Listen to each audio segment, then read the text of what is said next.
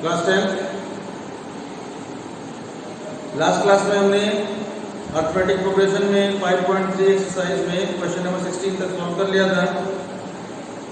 अब आज हम स्टार्ट करेंगे क्वेश्चन नंबर 17 से। ठीक है, चलो क्वेश्चन नंबर 17 स्टार्ट करते हैं। देखो क्या कह रहा है कि इन अ स्कूल, किसी स्कूल में students thought of planting trees, जो स्टूडेंट्स हैं उन्होंने पेड़ लगाने के बारे में सोचा है। In and around the school to reduce air pollution, air pollution को रिड्यूस करने के लिए, कम करने के लिए स्कूल के अंदर और स्कूल के चारों तरफ पेड़ लगाने के बारे में सोचा है। फिर आगे कह रहा है कि it was decided that the number of trees that each section of each class will plant will be the same as the class in which they are studying. Example, a section of class 1 will plant 1 tree, a section of class 2 will plant 2 trees and so on till class 12. मतलब जो class 1 के बच्चे हैं वो एक एक पेड़ लगाएंगे, क्लास 2 में 2 पेड़ लगाएंगे, क्लास 3 के जो बच्चे हैं वो 3 पेड़ लगाएंगे, क्लास 4 के जो बच्चे हैं वो 4 पेड़ लगाएंगे। इसी तरह जो क्लास 12 के बच्चे हैं वो 12 पेड़ लगाएंगे। ठीक है, और इसमें कह रहा है कि there are 3 sections of each class, हर क्लास में 3 सेक्शन है, यानी कि 1 में 1A 1B 1C। देखो हर क्लास के 3 सेक्शन है, यानी कि 1B 1B 1C, 2A 2B 2C, 3A 3B 3C, और इसी तरह चलते चलते 12 में भी 3 सेक्शन है, यानी कि 12A 12B और 12C। ठीक है, अब इसमें कह रहा है how many trees will be planted by the students. तो टोटल स्टूडेंट्स ने, चाहे हम सारे सेक्शंस को जोड़ दें तो टोटल कितने पेड़ लगाए जाएंगे। ठीक है, तो देखो भाई, अगर हम क्लास 1 की बात करें तो हर सेक्शन से एक एक पेड़ लगाए जाएंगे, यानी कि इसमें से एक पेड़ होंगे 1 + 1 + 1, यानी कि 3 पेड़ हो जाएंगे। क्लास 1 के 3 सेक्शन से 3 पेड़ आएंगे। इसी तरह क्लास 2 के 3 सेक्शन से हमारे कितने आएंगे भाई, 2 + 2 + 2, यानी कि 6 हो गए। अब 3 क्लास से कितने पेड़ आएंगे, 3 + 3 + 3, यानी कि 9। इसी तरह जो लास्ट होगा 12th क्लास, उसके 3 सेक्शंस में से 12 + 12 + 12, यानी कि 36 आ जाएंगे। क्लियर? तो अब जो हमारा एपी होगा वो क्या होगा भाई, देखो 3 6 9 और dot dot dot, last term जो होगा वो होगा 36। तो 3 6 9 अप टू 36, हमें इसका सम निकालना है। ठीक है, तो देखो इसमें A = 3 है, D = यानी कि कॉमन डिफरेंस कितना होगा, succeeding term minus preceding term, यानी कि 6 - 3, और ये हो गया 3। अब इसमें अगर हम n की वैल्यू पता करना चाहें कि नंबर ऑफ टर्म्स कितने होंगे, तो देखो भाई ये टोटल कितने नंबर ऑफ टर्म्स होंगे, जितने हमारी क्लासेस हैं। जैसे ये क्लास 1 के करस्पॉन्डिंग पेड़ है, क्लास 2 के करस्पॉन्डिंग जो लगाए गए पेड़ वो है, क्लास 3 के करस्पॉन्डिंग है, और ये लास्ट में किस क्लास का है भाई, क्लास 12th का है। इसका मतलब हमने यहाँ पे कितने क्लास का लिखा होगा, 12th क्लास का लिखा होगा, मतलब n = 12 होगा, n = 12। और हमें चाहिए क्या, इन्हीं जो पेड़ लगाए गए हैं इनका सम, यानी कि S12 की वैल्यू हमें चाहिए। ठीक है, और इसके अलावा एक चीज और हमें मालूम है, ये जो लास्ट टर्म है यानी कि A12 की वैल्यू हमें मालूम है कितना है भाई, 36 है। क्लियर? अब हम फॉर्मूला लगाएं कौन सा, Sn = n/2 2a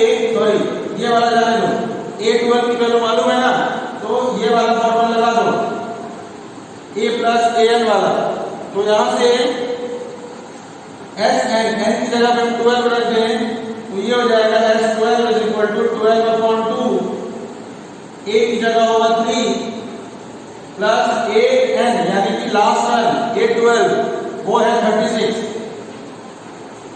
अब 12 को 2 से डिवाइड करेंगे तो भाई 6 हो जाएगा इंटू 3 प्लस 36 39।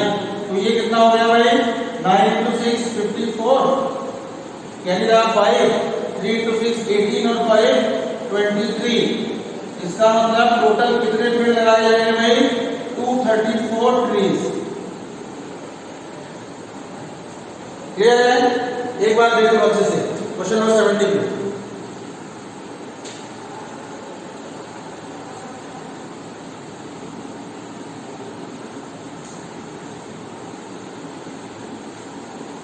चलो अब नेक्स्ट क्वेश्चन नंबर 18।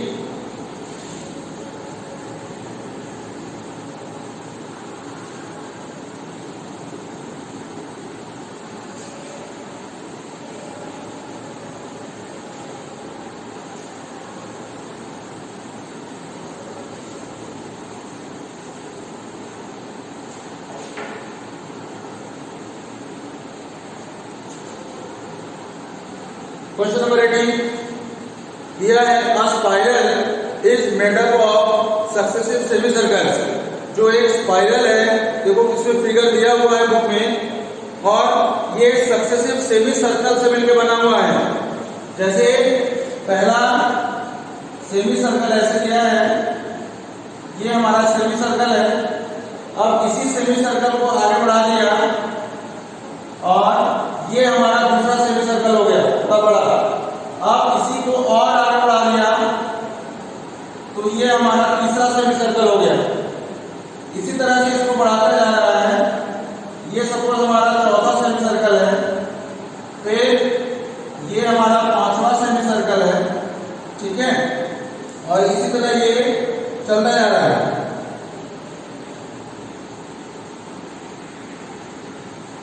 और इसके बाद डॉट डॉट डॉट ऐसे बनाया हुआ है, मतलब ये चलता ही जाएगा ऐसे स्पाइरल। तो देखो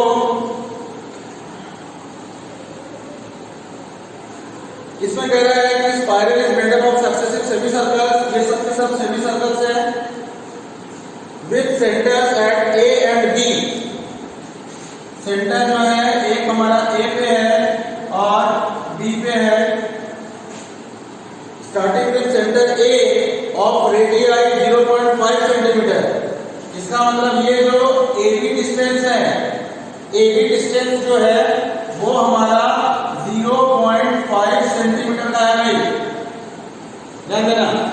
ये जो रेडियस है फर्स्ट सेमी सर्कल जो है उसका रेडियस हमारा 0.5 सेंटीमीटर का है। फिर आगे कह रहा है कि जो 0.5 के बाद जो नेक्स्ट हमारा रेडियस होगा वो हमारा 1 सेंटीमीटर का है। मतलब ये जो A से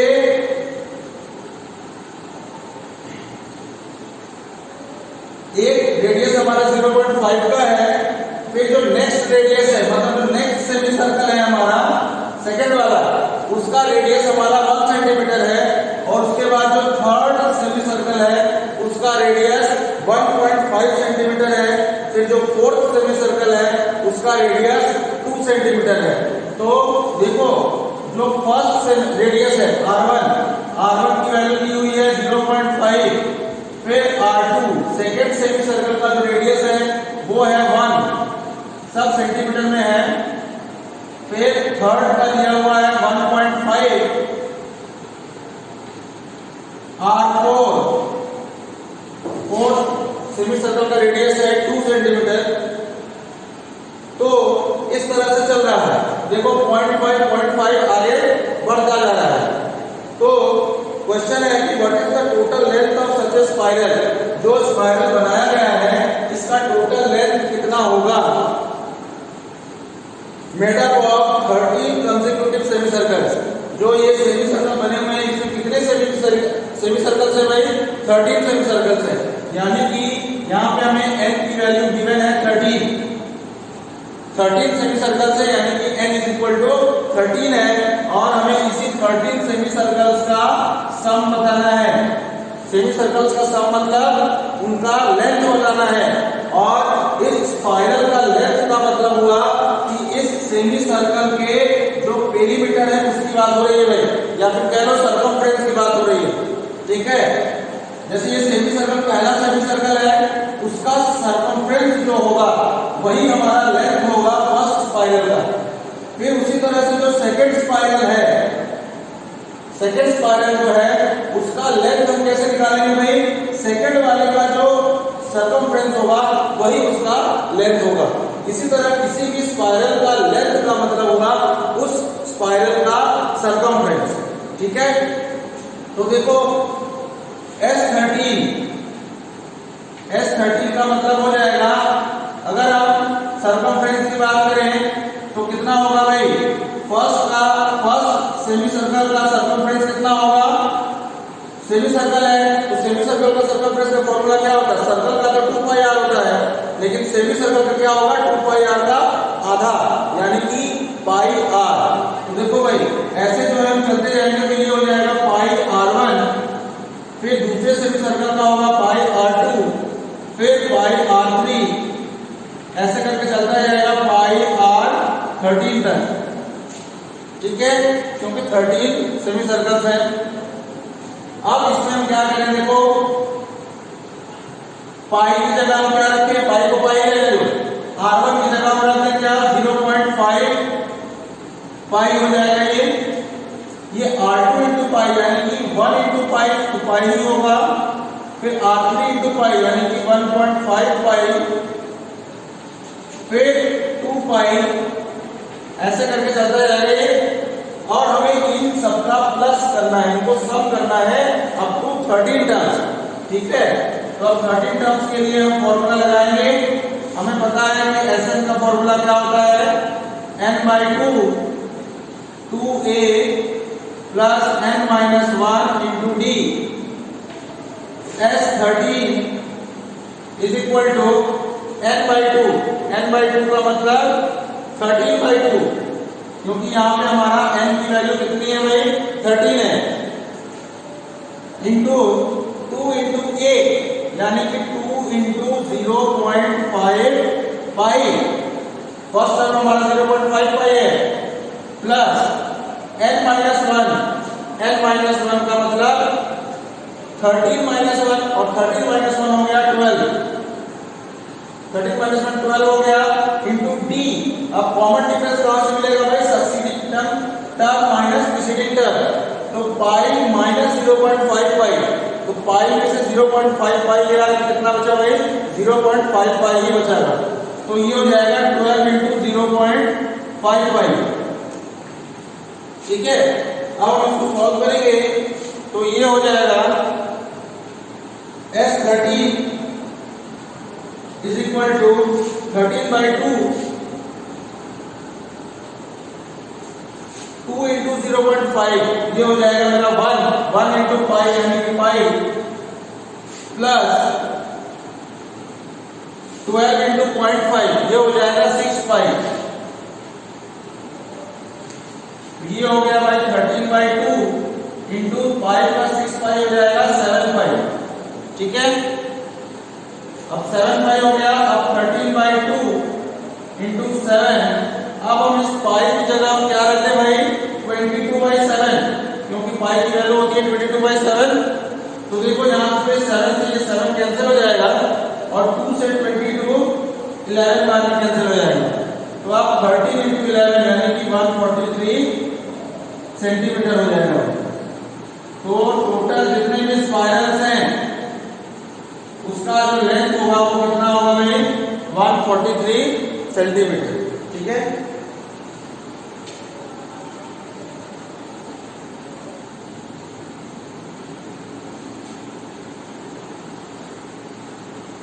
चलो अब next question number 19।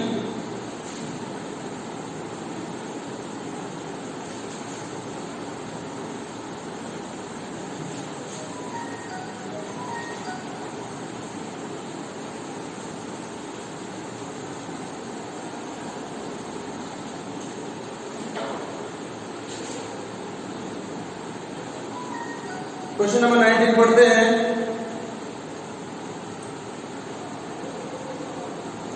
To hundred logs are stacked in the following manner. 200 logs है। लॉक का मतलब लकड़ी के गट्ठर, लकड़ी का गट्ठर, ठीक है। तो ऐसे 200 लकड़ी के गट्ठर हैं जिनको की रखा गया है, और किस तरीके से रखा गया है वो आगे दिया है कि 20 logs in the bottom row. जो सबसे नीचे वाली रो है उसमें 20 लॉक्स रखे गए हैं, और फिर 19 in the next row. Bottom से जस्ट ऊपर वाले में 19 लॉक्स रखे गए हैं, और फिर उसके ऊपर 18 on the row next to it, मतलब जो दूसरे वाले रो के बाद जो तीसरा रो है उसमें 18 लॉक्स रखे गए हैं, और इसी तरह रखते चले गए हैं टोटल 200 लॉक तक, ठीक है। तो क्वेश्चन है कि in how many rows are the 200 logs placed, ठीक है। कितने रोज में ये 200 लॉक्स रखे जाएंगे, and how many logs are in the top row, और जो सबसे ऊपर वाला रो होगा उसमें हमारा कितना लॉक्स होगा, ठीक है। तो देखो सबसे जो नीचे बॉटम रो है उसमें दिया हुआ है कि 20 लॉक्स हैं, फिर नेक्स्ट में 19 है, फिर नेक्स्ट में 18 है, और इस तरीके से चल रहा है, ठीक है। और हमें पता है कि टोटल जो है यानी कि सम दिया हुआ है, यानी कि Sn इज इक्वल टू 200 है। टोटल जो लॉक्स है वो हमारे 200 है, 200 है, तो इसका मतलब ये Sn की वैल्यू हो जाएगी 200, ठीक है। अब यहाँ पे a इज इक्वल टू कितना होगा, यानी कि फर्स्ट टर्म 20 और d is equal to common difference succeeding term minus preceding term, तो ये होगा 19 माइनस 20 और ये हो जाएगा -1। एक एक करके माइनस हो रहा है, घट रहा है, ठीक है। और हमें सबसे पहले हमें n की वैल्यू निकालनी है कि कितने रोज में ये कंप्लीट हो जाएगा 200 लॉक्स, ठीक है। उसके अलावा एक चीज और निकालना है हमें कि जो सबसे ऊपर वाला रो है, इसका मतलब जो लास्ट रो है उसमें कितने वैल्यूज होंगी, कितने लॉक्स होंगे, यानी कि हमें a एंड t की वैल्यू निकालनी है। दो चीजें निकालनी है, हमें n निकालना है और a n निकालना है। तो देखो भाई, सबसे पहले हम Sn का फॉर्मूला इस्तेमाल करेंगे। Sn is equal to n/2 2a plus n-1 into d। Sn की जगह हमने रख दिया 200 इज इक्वल टू n की जगह पर n ही रखेंगे क्योंकि निकालना है हमें, इंटू 2 इंटू a यानी कि 2 into 20 plus n-1 into d की जगह -1। क्लियर। अब इसके बाद हम क्रॉस मल्टीप्लाई कर ले 2 को, तो ये हो जाएगा 400 is equal to n, 2 into 20 हो जाएगा हमारा 40, ठीक है। और फिर n-1 इंटू -1 का मल्टीप्लाई अंदर करेंगे तो ये हो जाएगा -n और ये +1, ठीक है। तो अब आगे इसको सॉल्व करें। तो देखो अंदर अगर 400 इज इक्वल टू क्या लिख सकते हैं, n into 40 plus 1, 41 minus n, तो 41 माइनस n, तो 400 इज इक्वल टू n को अंदर मल्टीप्लाई कर देंगे तो 41n माइनस n स्क्वायर हो जाएगा। क्लियर। अब जितना भी राइट हैंड साइड में है सबको लेफ्ट साइड में लेके आए, तो ये हो जाएगा n स्क्वायर माइनस 41n और प्लस 400 इज इक्वल टू 0। अब इसको हम फैक्टराइज कर लें तो देखो भाई ये हो जाएगा n square minus 25n minus 16n plus 400, ठीक है। तो अब इन दोनों का कॉमन क्या आएगा n, तो n माइनस 25 बचेगा और इनमें से माइनस 16 कॉमन आएगा तो भी n माइनस 25 बचेगा इक्वल्स टू 0। अब इनमें से कॉमन क्या आ गया, n minus 25 into n minus 16, ठीक है। तो या तो n माइनस 25 की वैल्यू 0 होगी या फिर n माइनस 16 की वैल्यू 0 होगी। तो अगर n माइनस 25 की वैल्यू 0 है तो n इज इक्वल टू हमारा आ जाएगा 25 और यहाँ से n इज इक्वल टू आ जाएगा 16। ठीक है, तो अब देखो भाई n की हमारे पास दो वैल्यूज आ गई, एक 25 और एक 16। अब हम दोनों n के करस्पॉन्डिंग an निकालेंगे। ठीक है, अगर हम मान लें कि टोटल 16 रोज हैं तो 16 रोज के बाद मतलब 16वें रो में कितने हमारे लॉक्स होंगे, और अगर हम n इज इक्वल टू 25 मान लें तो हमारा जो है 25वें रो में कितने लॉक्स होंगे। ठीक है, ये हम निकालते हैं। चलो इधर लिखते हैं।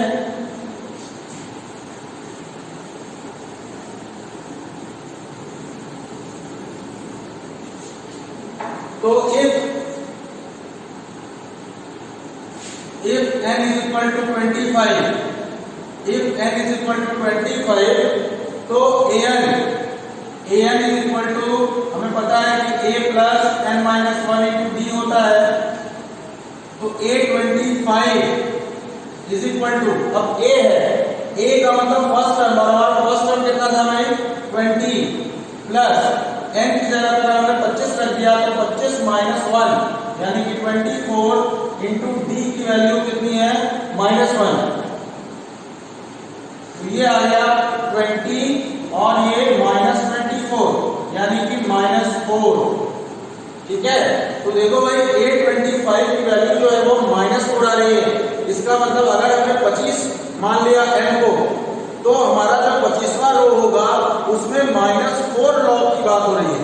तो अब नंबर ऑफ लॉग्स माइनस में कैसे हो सकता है, नंबर ऑफ लॉग्स तो पॉजिटिव में होगा ना भाई, या तो एक लॉग होगा या तो दो होगा या तो तीन होगा।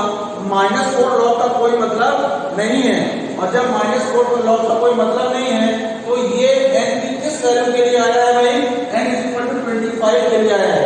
इसका मतलब ये जो n इज इक्वल टू 25 है इसको हम नेग्लेक्ट कर देंगे। क्लियर, क्योंकि हमारे n की दो वैल्यूज आई थी, एक हमें लेना था, एक को हमें नेग्लेक्ट करना था, और ये नेग्लेक्ट करने का ये रीजन है कि जब हम अगर हम n इज इक्वल टू 25 ले लेते हैं और a25 की वैल्यू निकालते हैं तो हमारा माइनस में आता है, और नंबर ऑफ लॉग्स हमारा माइनस में नहीं हो सकता है। तो नंबर ऑफ लॉग्स जब माइनस में नहीं हो सकता है, इसका मतलब ये जो n इज इक्वल टू 25 है वो हमारा नंबर ऑफ रोज नहीं होगा। ठीक है, तो इसका मतलब हमारा n की वैल्यू हम क्या लेंगे भाई, 16 ले लें। तो अब n इज इक्वल टू, तो ये जो -4 है इसको हम नेग्लेक्ट करेंगे। If n is equal to 16, अब n की वैल्यू अगर 16 हो गई तो फिर से हम an निकालें, a plus n minus 1 into d, तो a 16 is equal to a की जगह 20 प्लस n की जगह 16 है तो 16 माइनस 1 यानी कि 15, और d की जगह तो -1 है, तो ये हो जाएगा 20, 15 इंटू -1 हो जाएगा -15, तो 20 माइनस 15 कितना हुआ भाई 5। ठीक है, इसका मतलब जो हमारे टोटल नंबर ऑफ रोज है वो 16 है, और जो एकदम टॉपमोस्ट रो है, सबसे ऊपर वाला रो है, उसमें कितने लॉग्स होंगे भाई, उसमें 5 लॉग्स होंगे। बात समझ में आ गया, तो ये हमारा आंसर हो गया। देख लो एक बार,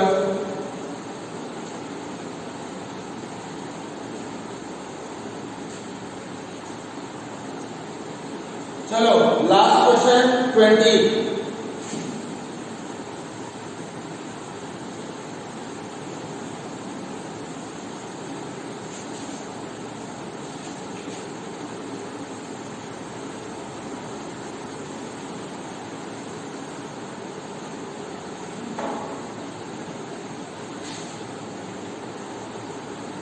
देखो,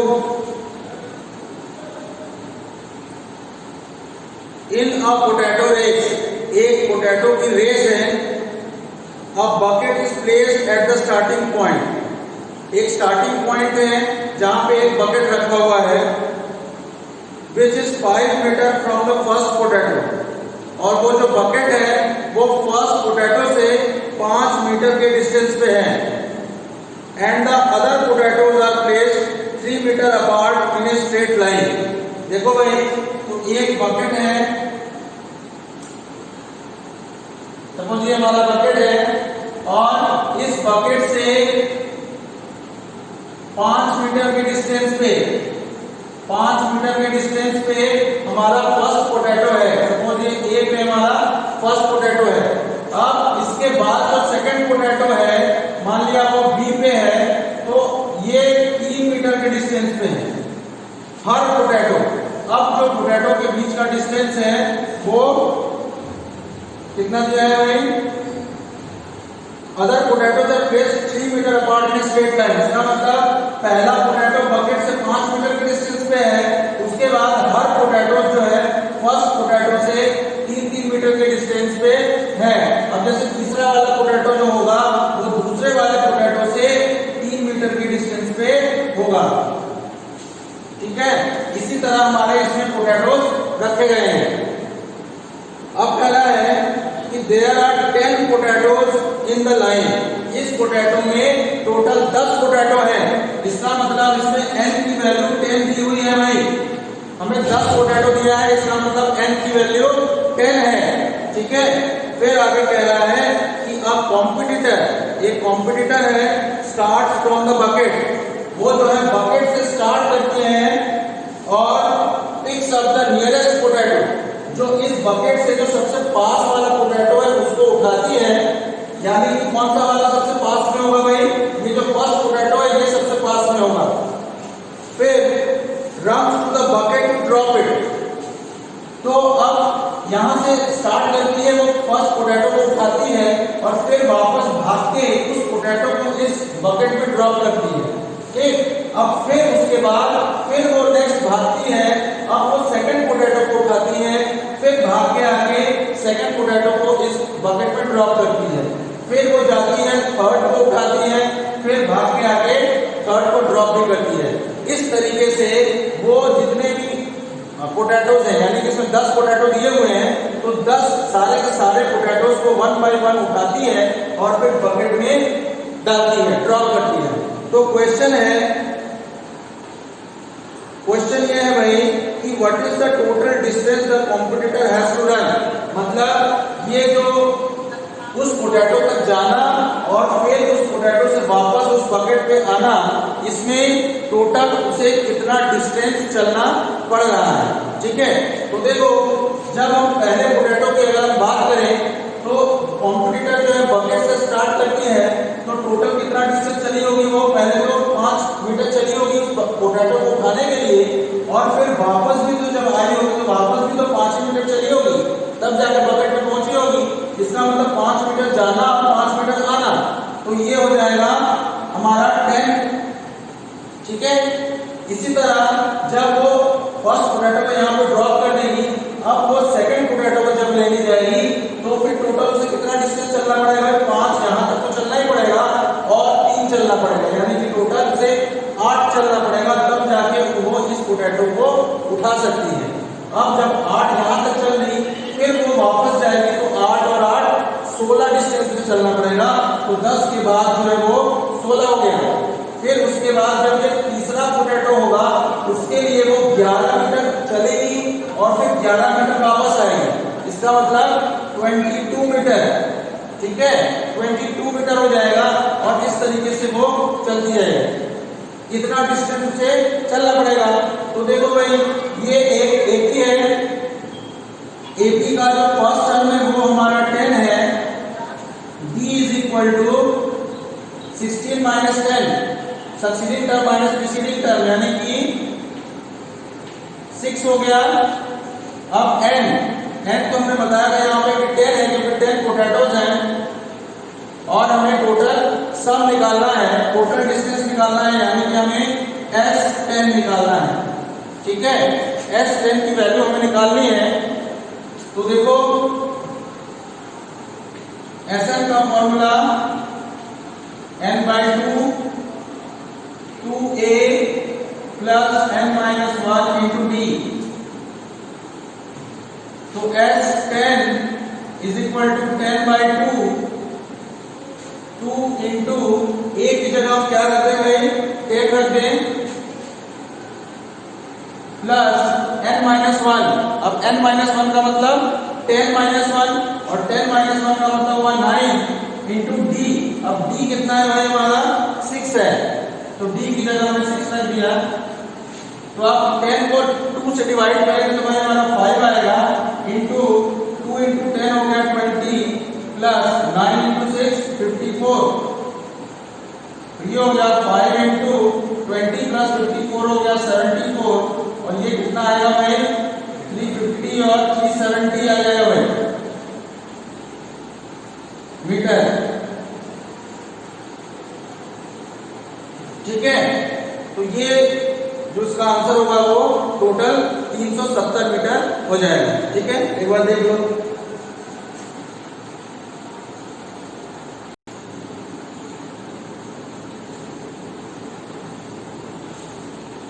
तो चलो भाई आज क्लास में इतना ही रहेगा। एपी आज हमने खत्म कर दिया, जो लास्ट एक्सरसाइज था उसके सारे क्वेश्चंस हो गए हैं। अब जो नेक्स्ट क्लास होगी उसमें नेक्स्ट चैप्टर की बात होगी। ठीक है, उम्मीद करते हैं समझ में आया होगा। ऑफ करते हैं।